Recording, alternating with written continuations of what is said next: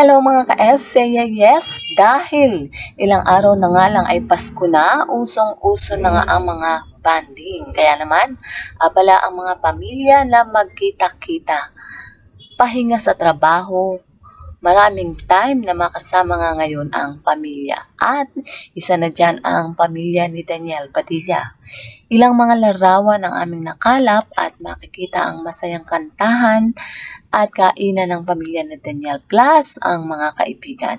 Break muna sa shooting at ito nga, nakipag-duet pa kay Daniel Padilla ang magandang kapatid niya na si Maggie.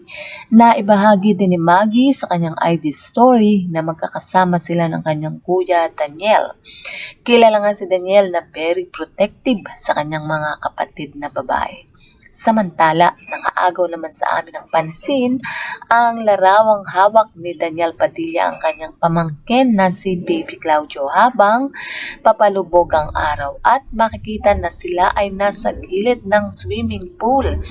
Kitang-kita rin kung paano nga hinawakan ni Daniel itong si Baby Claudio at talagang makikita doon na sanay na itong si Daniel Padilla sa paghawak ng baby. Minsan kasi kapag baby talaga namang nakakatakot hawakan yan dahil super lambot pa ng katawan at talagang kailangan protektado siya. Kaya ito, nakakatuwa kasi Daniel na makita yung paghawak niya sa baby ay talagang tama. Samantala, inilabas na nga ng Netflix ang bagong mapapanood sa kanilang platform. At ito ay ang Incognito na e-ere na nga sa January 17. Ayon sa aming mga malalapit na kaibigan at ibang source, marami na nga raw ang nag-avail ng Netflix para mapanood ang pagbabalik teleserye ni Daniel Padilla at ng ibang cast. At syempre, natutuwa ang marami dahil iba na nga raw itong si Daniel ngayon at pinasok na nga ang aksyon. So, yan ang isa sa pinakaabangan nga pagpasok ng Enero.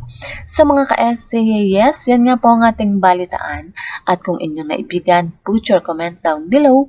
At syempre, huwag kakalimutang mag-like, share, and subscribe. Advance Merry Christmas po sa lahat ng aking mga followers. Mabuhay po and God bless.